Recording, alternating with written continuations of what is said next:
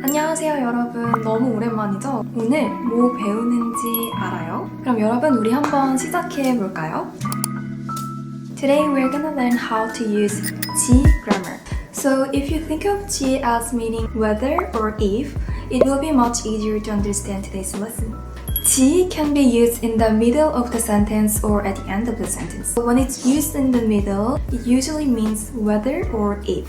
But when it's at the end, it often gives a feeling of certainty or confirmation. Actually, this grammar has several different uses, so try to follow along carefully.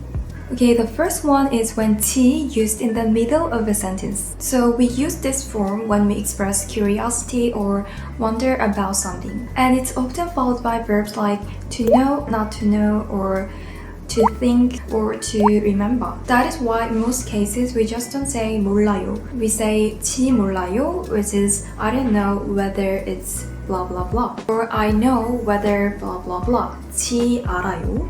So now let's look at some examples. 저는 이 커피가 맛있는지 몰라요. I don't know whether this coffee is good. 친구가 어디 있는지 알아요. Do you know where your friend is? 어제 어디에 갔는지 기억나요? Do you remember where you went yesterday? 이 사람이 한국 사람인지 호주 사람인지 모르겠어요.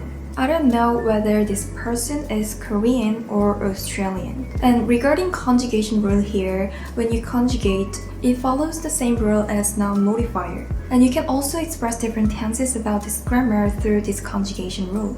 Just remember one important rule. When you use it in past tense, you always add 는. 는 is fixed conjugation here. No matter it's a verb or adjective, we always use this 는 for this past version of 지 grammar. For example, 제 친구가 예뻤는지 기억이 안 나요. I don't remember whether my friend was pretty or not. And second example, 제 동생이 학교에 갔는지 모르겠어요. I don't know if my younger brother or sister went to school today. And the next one is when 지 used at the end of a sentence. There are two main cases here. The first case is with a question word, kind of like you're asking yourself but having no idea. So yeah, it's like you're wondering to yourself and have no ideas. So for example, 뭐지? Sometimes, we just ask ourselves like, oh, what is it? Or who is it? So that's the first case of 지 here. So 뭐지? 누구지? And when it's past version, then 였지. So 뭐였지? What was it? And 누구였지? Who was it? And second case is without a question word. So here it means something like blah blah. Is that right? Or right in English? When I usually teach this grammar to my students in Australia, they usually know this function at least, even if they don't know other functions. So yeah, it's pretty common. Like whenever I just asking to confirm about something that I am very sure about, then I attach this 지 at the end of the sentence. You did it right? 너 이거 했지? Or you ate it right? 너 이거 먹었지? Like this.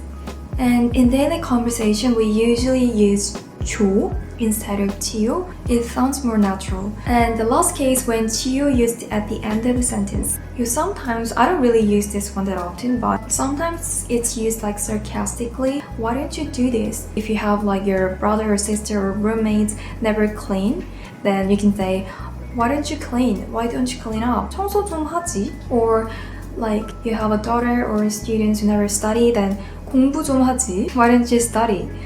Yeah, this is the last case of when 지요 used at the end of a sentence. So yeah, you can see that 지요 used quite differently depending on whether it's used in the middle or at the end of a sentence. I think that's probably why you guys found it quite confusing before. And now I have a question for you guys. 여러분은 왜 한국어를 배우는지 궁금해요. Please write your answer in the comment below, and if your sentence has no mistakes, then I'll press like on your comments. I cannot wait to see your answers, and I'll see you in the comments. 안녕!